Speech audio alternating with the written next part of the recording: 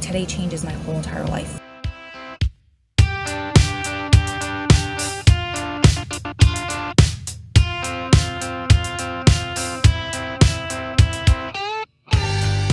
Welcome to Gritability, a podcast about the power of perseverance, overcoming seemingly insurmountable odds to attain the life of your dreams.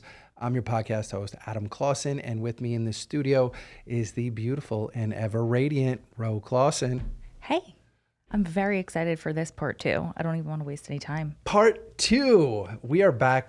We haven't done too many part twos, but last week, man, we had such a good time here with this couple. And we had to come back for part two because we really only just nicked the surface of the story. And there's so much that we want to talk about with the two of you, your relationship. Kyle, Felicia, welcome back. Hey, how's it going, guys? Hey, so happy you guys can come back. Thank you for having us. We are so grateful to have the two of you back.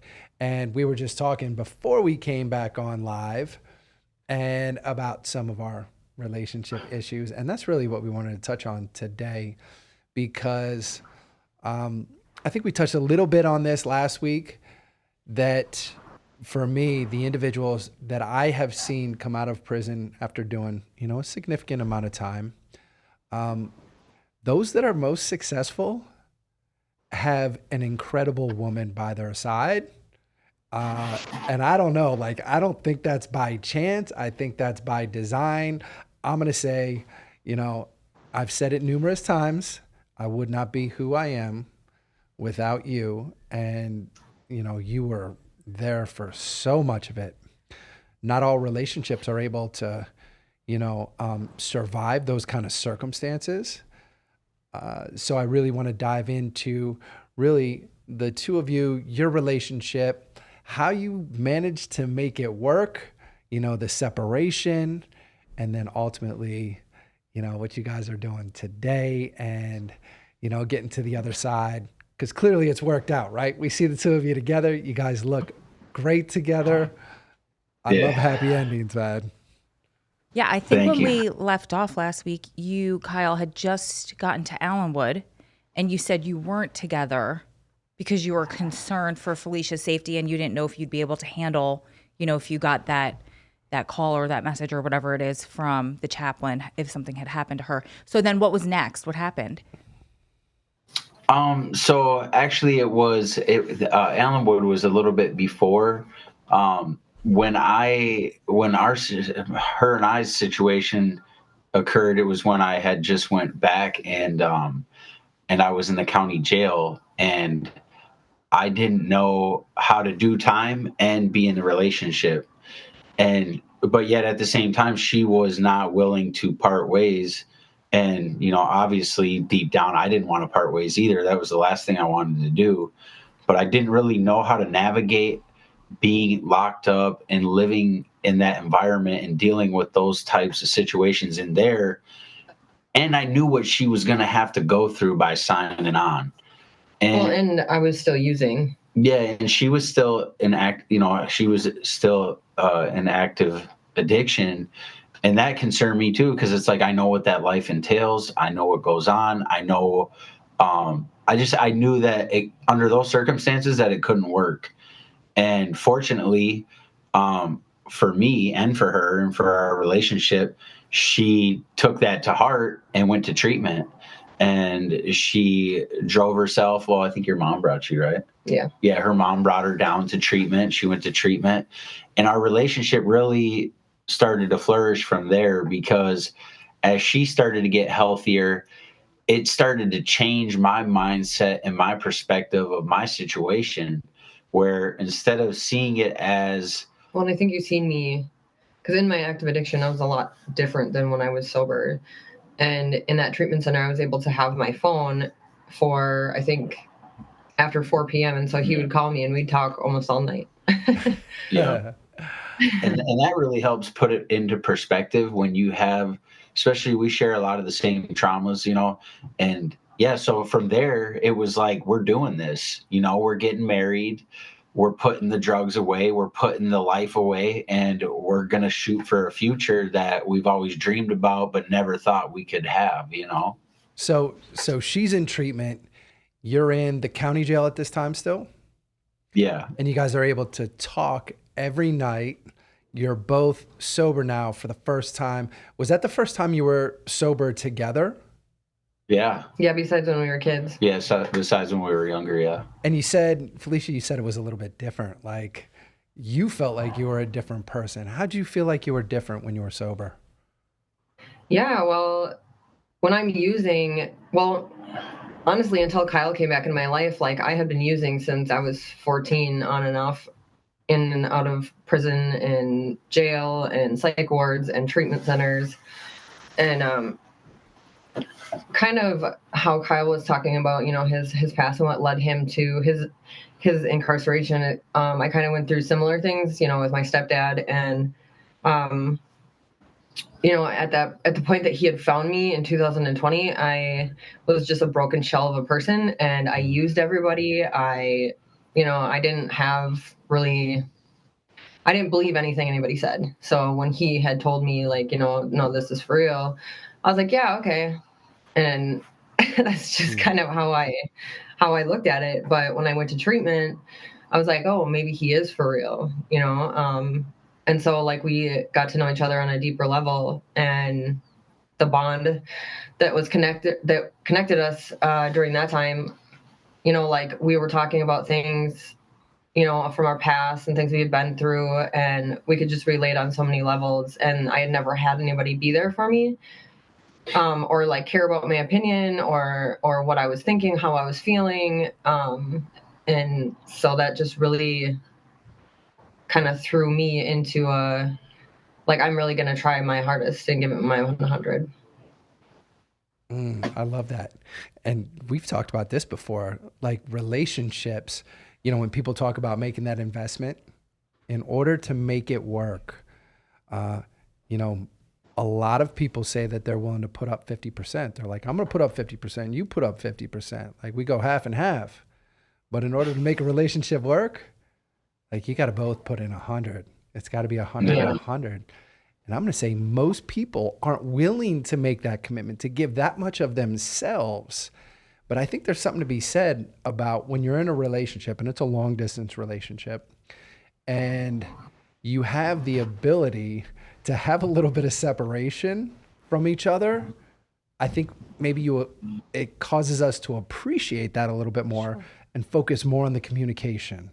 Right? Like we get a chance to work through our thoughts and then really express them without the distraction of actually being physically present. Because I'm going to say sometimes when you're, you know, physically present in the room, like it's more about the physical and you don't always articulate the thoughts and the emotions. So that separation gives you a little bit more opportunity to do that. Yeah. Yeah, you know, and if the unique thing about that situation that you're talking about is like sitting down and not having to, but committing to writing handwritten letters. Because there was times where like when I had to go through intake, I couldn't call, I couldn't message. And now I had spent 6 months in the county jail where I had a tablet and I could message her and she would have it within seconds and then she could message back. Wow. I could call on the phone. She could even, and you'll be surprised by this, I think, Adam, she could even call me on my tablet. What? So I would be sitting there with my tablet watching a movie, hard time, right? And my tablet would ring and her name and phone number would pop up and I could just hit accept. Hey, what's going on? Everything all right? So there was time. That's amazing. Yeah. Like I'm all about that. I am promoting that 100%.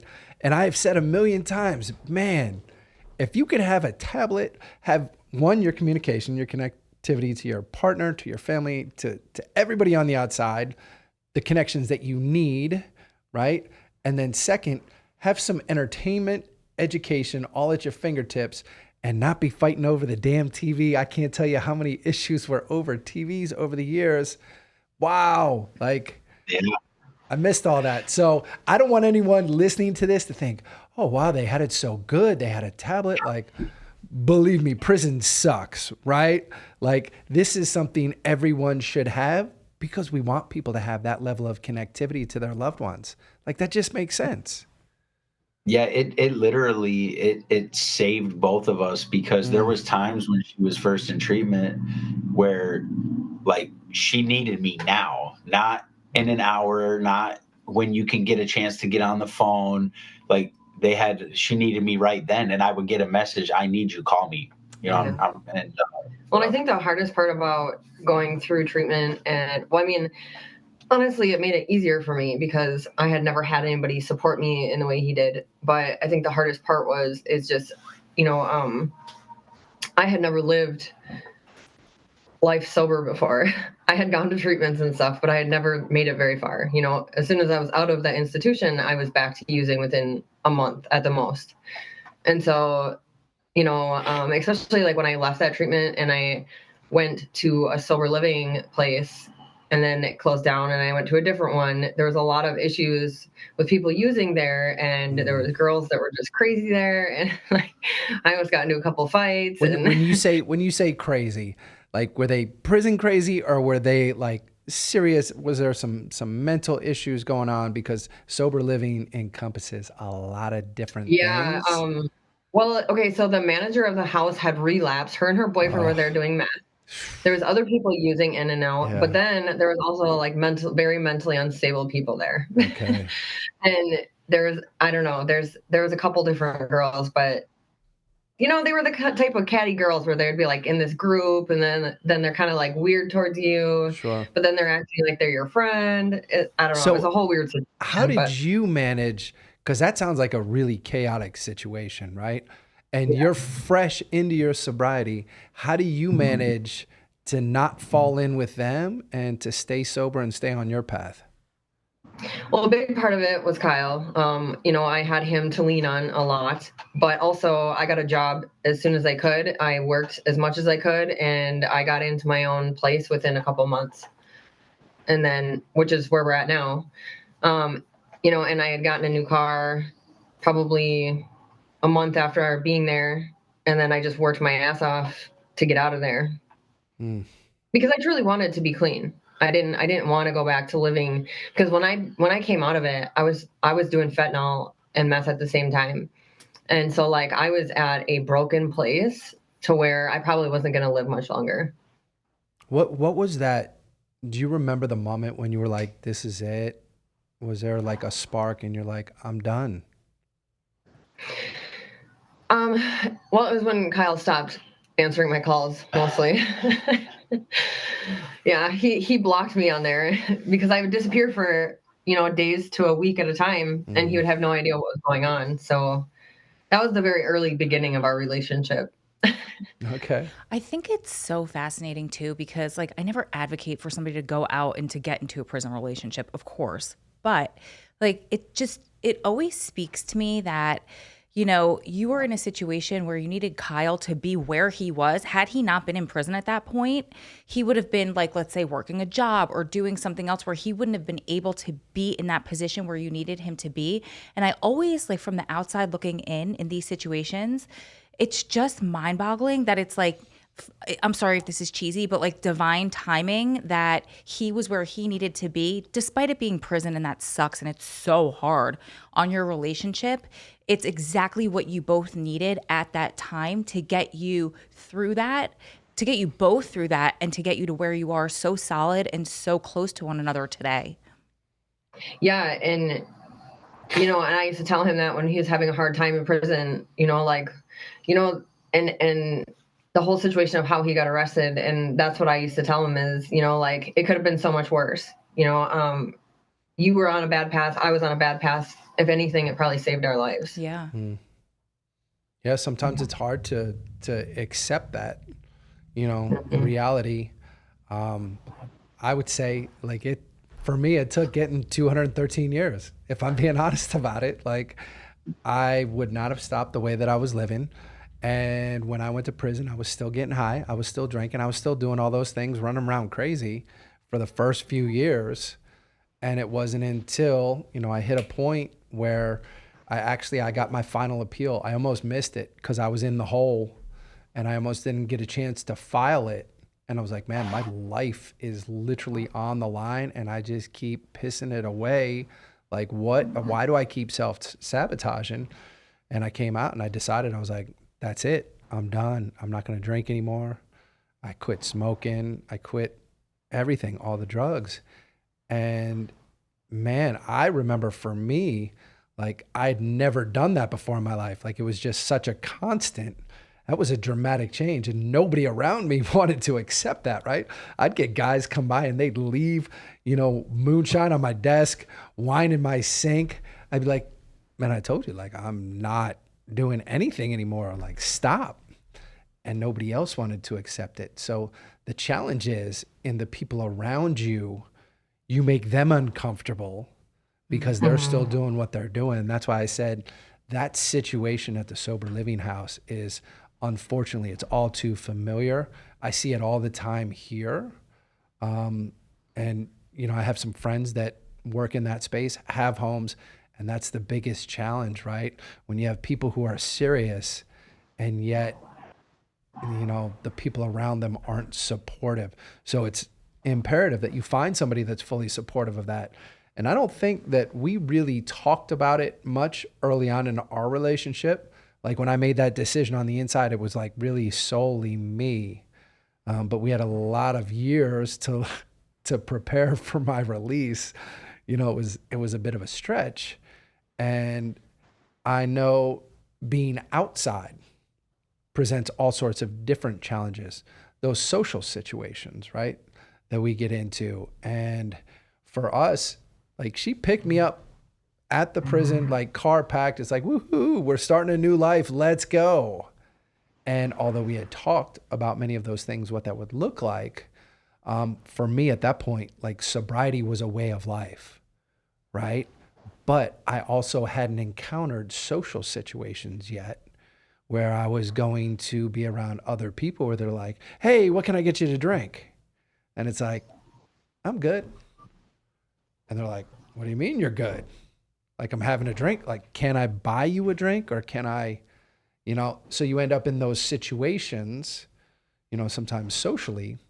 And I think the most important thing was having her being fully supportive of me throughout that period. And she's chosen, to be sober. Not that it was ever a problem for her. I mean, this was my issue, but having her being fully supportive has been huge, right? And I realize how significant that is and how fortunate the two of you are to be supporting one another in this. But I'm curious, you're apart, you're supporting one another, but how long does this go on? Yeah, so I ended up getting into my own house. He ended up getting sentenced. I went to his court hearing over Zoom, and then they sentenced him. Then he ended up going to Jackson, which is downstate. That's the intake quarantine process. Michigan, yeah. And this was all during COVID as well.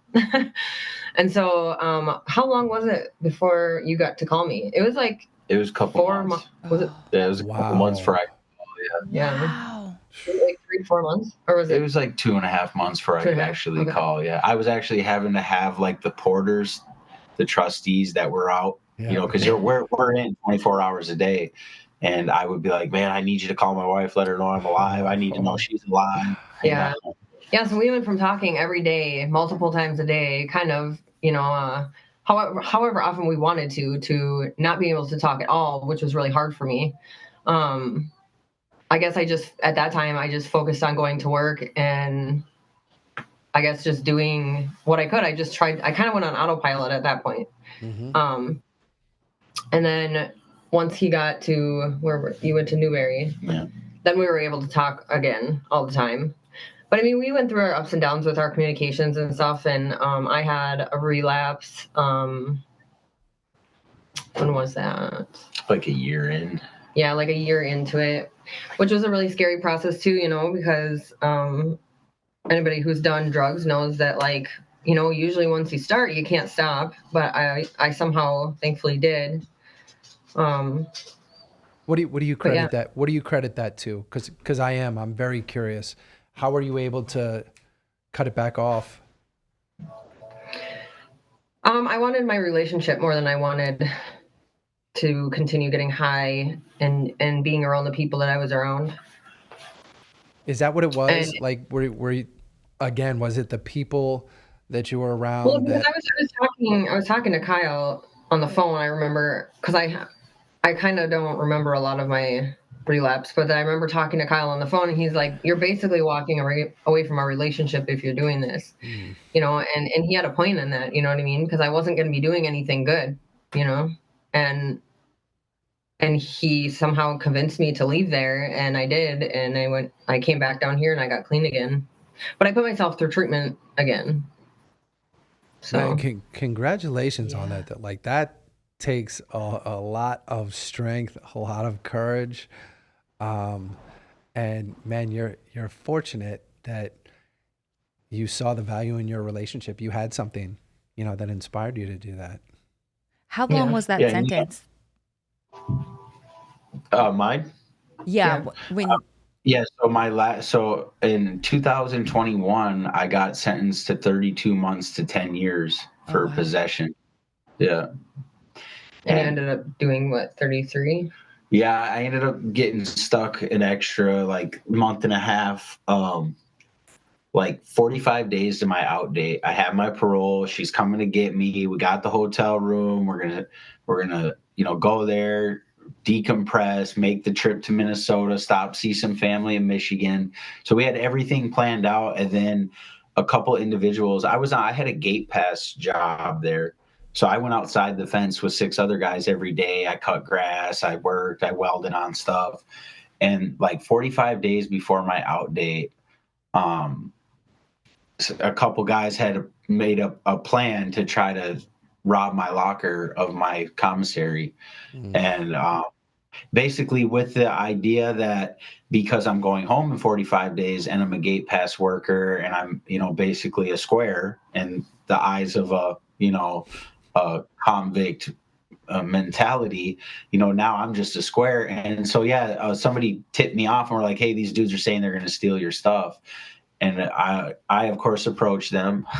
Adam knows me well enough. So I approached them and I asked them, inquired, said, hey, I had heard that this is what you guys are talking about doing. So I just want to clear the air. That's not going to be a thing. That's not going to happen. And the guy that I had said it to hit me in my face. And then I reacted and I ended up getting 2 fighting tickets with the 2 individuals. And then I went to level 5. If I went from gate pass to going home in 45 days to level 5 to the counselor telling me I'm getting a new case because the one guy had to go to the hospital for a broken orbital socket. And now I'm in the cell just devastated. Everything I worked for, I felt like was gone. I felt like there's no way that I can even expect or allow Felicia to stay in this relationship because now I'm in level 5. And he got 1 15-minute phone call to tell me, hey, my parole has been suspended. Yeah. And that's it. That's all I heard for 30 days? Yeah. Yeah. You don't get the phone. I was on LOP. I was in a cell with nothing but a pair of boxers and a t-shirt for 21 days. And a sheet. That was it. No toothbrush, no toothpaste, no deodorant, no clothes, no nothing. I was a wreck. Yeah, and the thing about being in a relationship when you're, and I hate to say the word codependent because sometimes people take that as a negative implication. Oh, you should be self-reliant, self-sufficient, and this and that. But the hard truth is, it's just not that way with us. We're codependent upon each other. We have to exist in parallel with each other. We need daily contact. We need to reassurance from each other that we got each other's back. There's still insecurities that both of us suffer, and when we're together, they're not completely gone, but they're they're quiet. Yeah, they're manageable, and they're more beneath the surface, because it just we show each other the value of each other. What I don't see in myself, she sees in me, and it allows me to see it, and vice versa. And I mean, I just cooked dinner earlier, and like I get an extreme gratification from being able to do things that I know make her happy or comfortable because she doesn't have to do them. If I can rub her feet, do the dishes, cook some food, and put a smile on her face, it makes me happy. So it's like we're both getting pleasure irregardless, and vice versa. I come home from work, dinner's cooked, rub my back. Like that's what relationships are supposed to look like, like. And when they took that away when I was in, right before getting out, now I have to see the parole board again. So they typically give you a 12-month continuance, meaning you have to do 12 more months, and then we'll see you again and see if we're going to let you go. Fortunately, but for what, probably like good 4 weeks, we didn't know what was going to happen. And then I got to see the parole board. And you knew before I did. I had no idea for even longer because you weren't able to call me. Yeah. Yeah. So I had seen the parole board, and the guy asked me what happened, and I explained it to him. And fortunately, and this is where like I feel like my perseverance on the right path for 32, 33 months had paid off. They had checked my file, and they said, this guy has taken every class that the MDOC has to offer. He took a vocational trade. He's never gotten one ticket. He's been on gate pass for a year at 2 facilities, which is a lot. They're letting you outside the front door of the prison every day without chains or handcuffs, and driving around on riding lawn tractors and gators and around tools and all kind. There's vehicle, like you're out. So they had looked at all that, and the guy, after I had explained to the guy what had happened, he said, well, listen, I can't say that you did the right thing because you violated MDOC policy, and now here you are sitting in front of us again. He said, but I'm not going to sit here and tell you did the wrong thing either, And I told him, I said, when I had heard that there was a plot to steal my stuff, as you and I both know, Adam, that's not stuff that I accumulated out of thin air. She got me that stuff. She went to work and busted her ass so that I could have those things. And I told the guy at my parole hearing, I said, it would be no different in my mind than if I'm walking out in the parking lot of a store and somebody tries to grab her purse. Because that's basically what was occurring. You guys are trying to, you're taking it out of my area, but you're taking it from my wife. Yeah. And that's what kind of pushed me over the edge to where I had confronted the people. But anyways, when they had snatched that away from us, it created chaos for both of us because, and I say this on here because the message that we're trying to convey on here, it devastated me. And I was in a very bad place mentally in that cell because now I'm in level 5, thought I was going home in 45 days. And I had very, very bad things in my mind, I was fortunate in some ways that there wasn't access to drugs, because I would have done anything to not feel the way. I told her, I was like, I would be sitting in my cell and people might scoff at this and laugh, but for no reason known to myself, I would just start crying, and then after the tears came, it was like, what if I have to stay here? And now they're telling me I got to stay in level 5 with guys that got life sentences that don't care about going home or getting in trouble. I got people catcalling out the door, commenting on my coming from a camp, basically. And, yelling out. How did you turn it around mentally? How did you get out of that dark place, get to a better place? Like, man, I got to pull it together. She's out there. She's counting on me. Like, what happened? What flipped that switch? Honestly, Adam, I didn't. Until I walked out that door, that switch was off. And I was devastated, even walking out. And I know you can probably relate to this. I guarantee you can. When I was leaving, the COs, they're very, they're dealing with maximum security inmates. Therefore, you're dealing with maximum security COs. And when I was walking out, I'm in the cell and I'm pacing and I'm pacing and I'm pacing. I'm like, man, why it's 8:00. I'm supposed to be out of here. Why aren't they calling me? What's going on, man? And so they call me finally and they buzz my door and I come out and they're like, oh yeah, it turns out you got another case popped up. You're not going to be going home. Oh my God. And I knew in my heart, I don't have anything hanging over my head. I don't have nothing like that. So I knew that this guy was messing with me. But the fact that he thought it was okay to play around like that, I just turned away from him, man, and bit my tongue, but I'm walking out and I get to the front of the prison and all these thoughts of, they're not going to let me out. They're not going to let me out, and so I didn't, until I got in the truck with her, that's when the switch came on. And I was like, I made it. We made it. Like, we're here in the flesh. That's it. I'm going home to Minnesota. Like, we made it. And from there, we had struggles. Yeah, which was hard because when he went to SEG and I thought that he could get an extra year, like I completely like fell off the deep end. I ended up relapsing and it was a really bad relapse and I had a really hard time coming back from it. And so when he was able to talk to me finally, I was high. And I told him right away. And it's like I knew inside of me I wanted to get clean, and I was like, I kept telling him, I'm gonna be clean by the time you get home. I'm gonna be clean by the time you get home. I ended up bringing myself to detox. I was clean for 2 weeks. Then I went up to my parents' house and I ended up getting high again Christmas, and I ended up going and picking him up high, and I was late, and so he was probably freaking out about that too, and so and it just blows my mind because like almost the whole time I was clean and I held my shit together and it was just like too much for me to handle. I was just like it just. And not only that, I didn't have sober support set up for myself. I had gotten myself to a place where I was so isolated. All I did was worked and slept. And so I got myself kind of in that situation when he was taken away from me as well. I had nobody, and I would call my mom. She'd be like, yeah.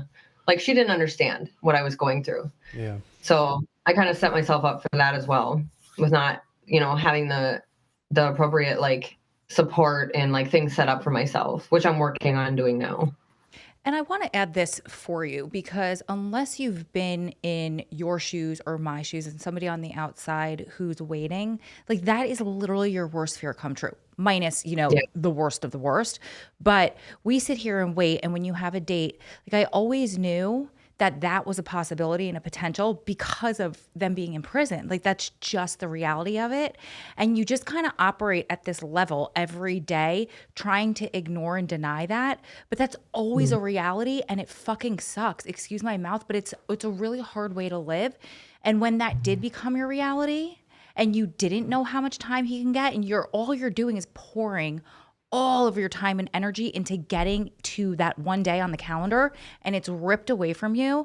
I didn't have that day, but I can tell you the hardest part of my 11 years with Adam was the last maybe like 2 weeks of our relationship. As crazy as that sounds, we had been through so much, but when it felt like it was dangled. I don't know if you guys know our release story. We've told it on the podcast a few times, but it was dangled and then they pulled it. It felt like away from me.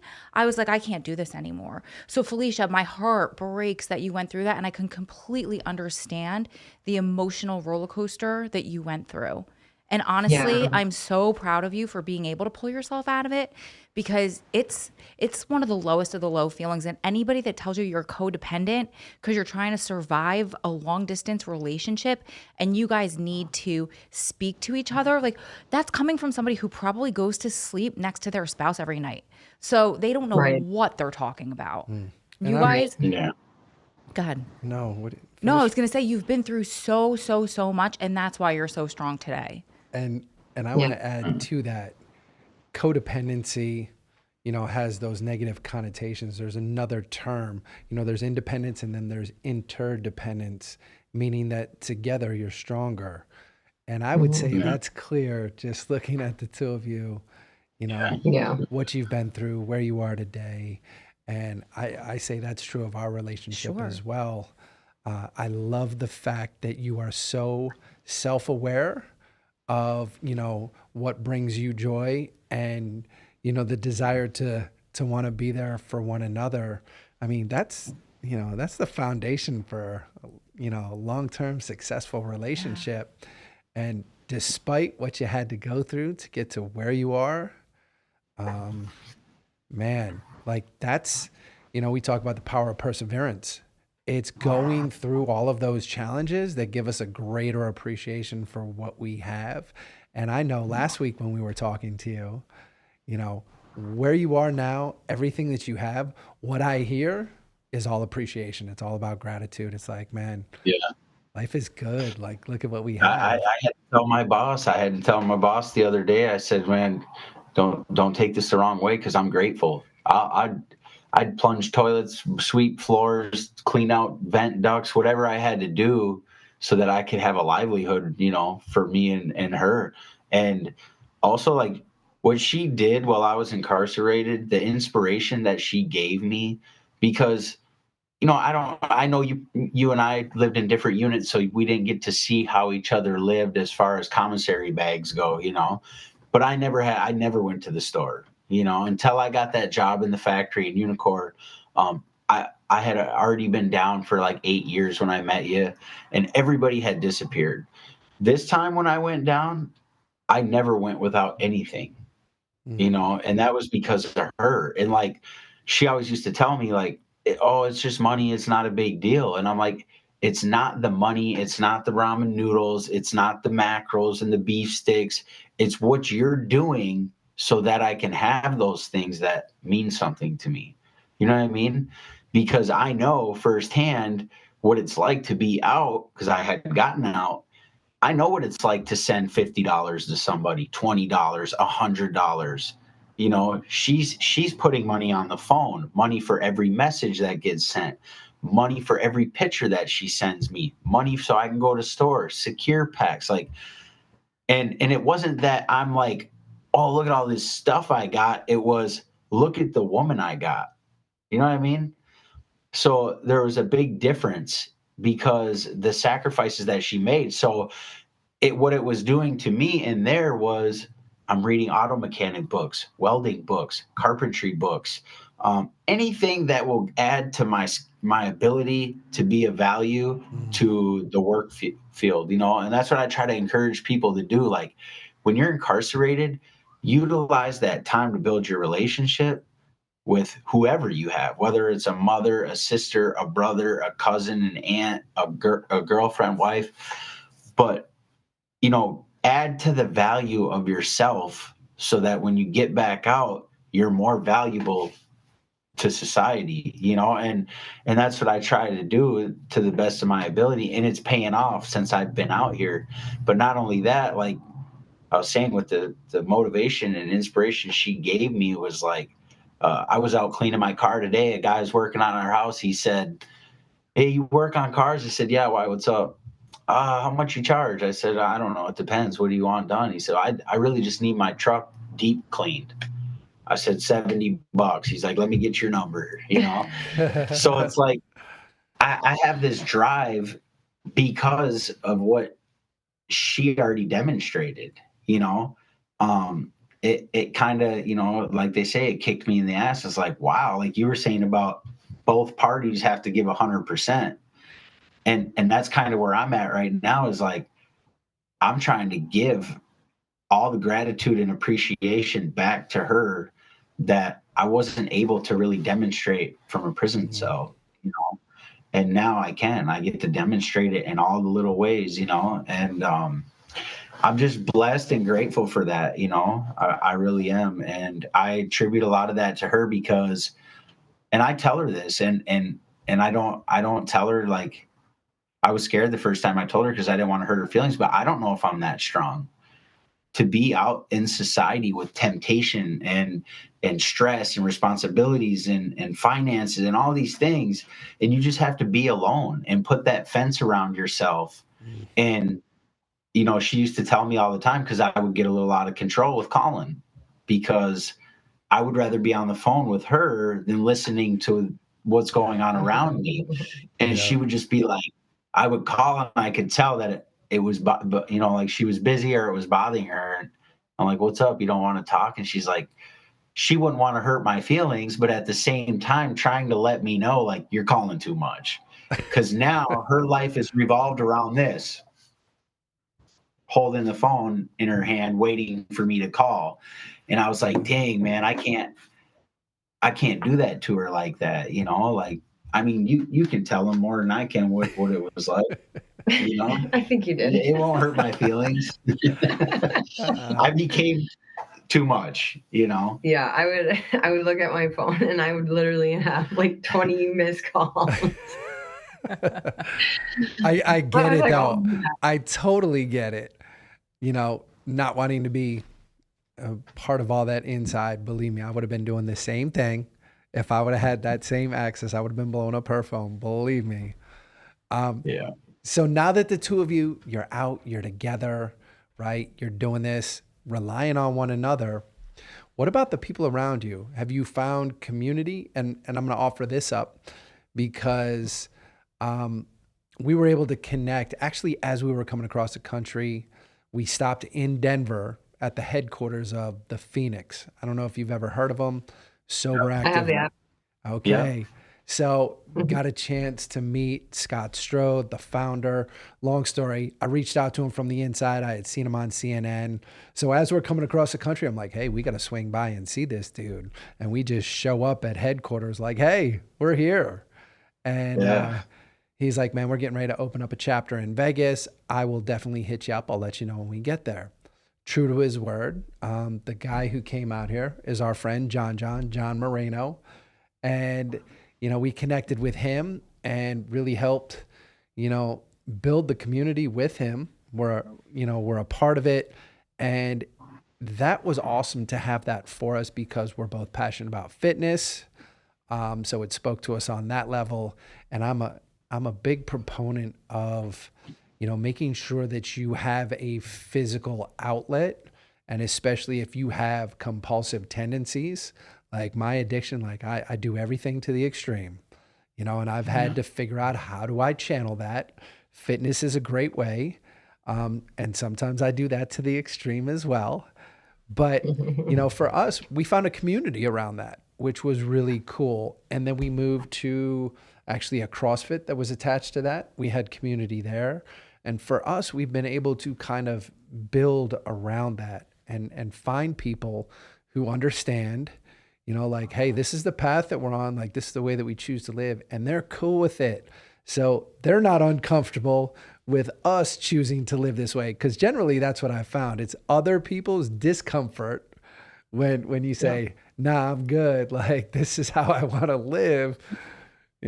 I guess they take it as a reflection of, how they're living. So that's what we need. We need that type of community. We don't have that yet. We've been going to meetings like here and there.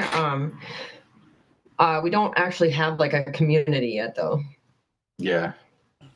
We don't. That's something that needs to happen. I'm hoping that when the cold goes away and the doors open up and people start getting up, moving around more, we'll be able to either host some events for of our own and invite couples to come hang out, or we will be able to be invited. Well, and on the Phoenix app, it has people who live in Rochester.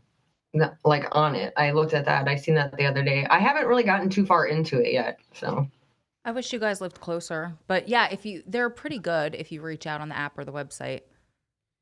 Yeah, I would definitely encourage you.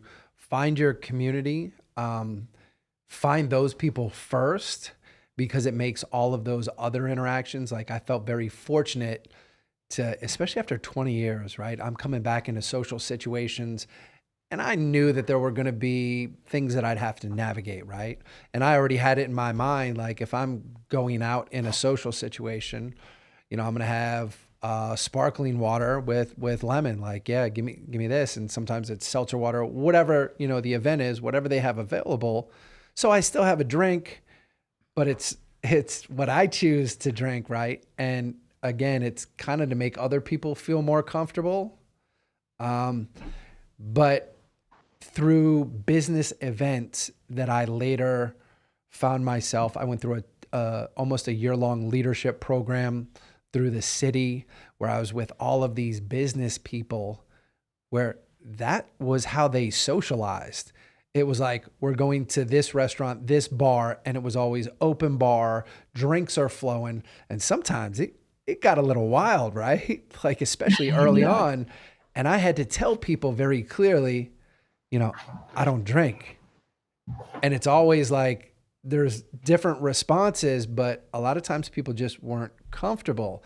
And I had to be comfortable myself and kind of working through that, disarming them. And like, even when everybody else has had a few too many, like, I'm good. Like I'm still comfortable. And when it's time for me to leave, I'm just like, excuse myself and leave. And I will tell you this, that by the end of that year, many of those individuals had chosen to do like a sober January, who were like, okay, I'm going to give this a shot. Now, I'm not going to take credit for that, but I am going to say is that I did notice people change their approach, whether it was just with me, but with others as well. And I think some of them, became a little bit more comfortable themselves in deciding, you know what, maybe I'm going to do something different. Yeah. No, and that's true. And I'm sure you're familiar with like Hermetic philosophy. They talk about the law of vibration, and if your energy is vibrating at a higher level than those around you, it can have the influence to impress upon them to get their energy vibrating at a similar level as your own. And I had that happen in prison, a couple times. I'm sure you have too. When we were in the place that we were at, guys gravitate towards that type of energy, and girls. She's the same way.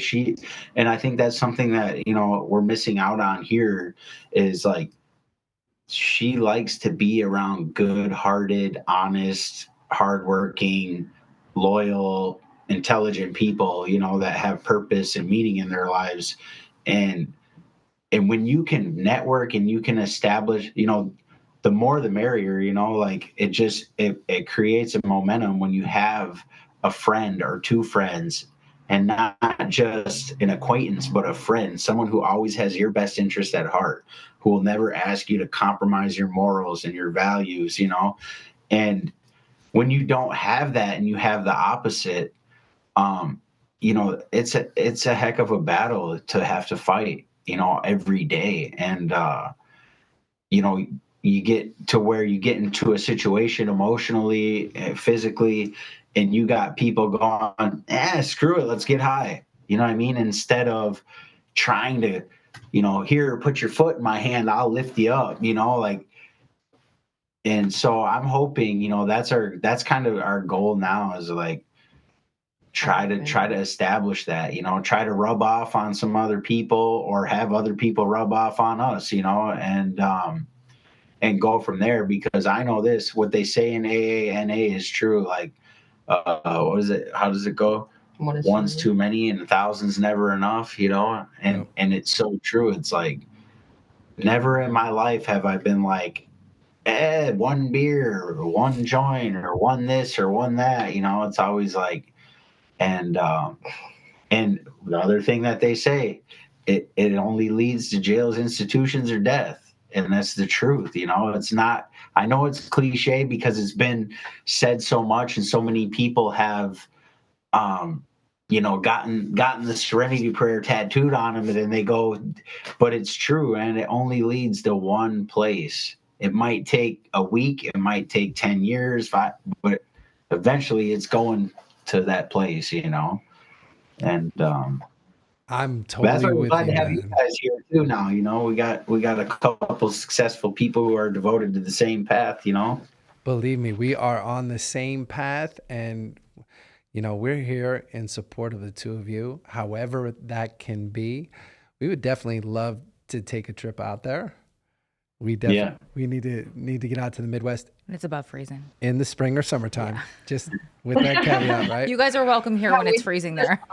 Yep. Wait till the summer. Well, you know, we got the Mall of America here, and they got the Nickelodeon factory. It's called in there now. It's mostly for kids, but you're not selling it. Yeah, you're not that. selling it right now. Hey, they got a store. They got a Nordstrom with nice suits. All right, there we go.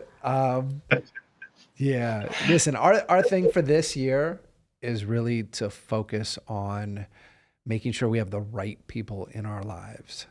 And that's something that we are intently focused on. And that means we've had to, kind of move away from some relationships, and that creates space for others. And just to let the two of you know that it has been truly an honor. It's been a pleasure to spend last week, this week with you. I would like to do this more often. We don't have to be on air on the podcast, but I'd definitely like to get together again with the two of you very soon and keep this conversation going, and know that we're here to support the both of you. We love your story. We love your relationship, and we want to see all good things for you. We appreciate that, Adam. And we appreciate both of you. You know, it's been nice to have people to talk to who have been in the same situation as us, So thank you guys both for that. Well, we appreciate you guys. We appreciate all of you for tuning in. It's been another incredible episode of Gritability, the power of perseverance, overcoming seemingly insurmountable odds to attain the life of your dreams. You've just seen it. It's not just us. There are others who are, they're going after the life of their dreams. They're doing it. So whatever your dream is, keep pursuing it.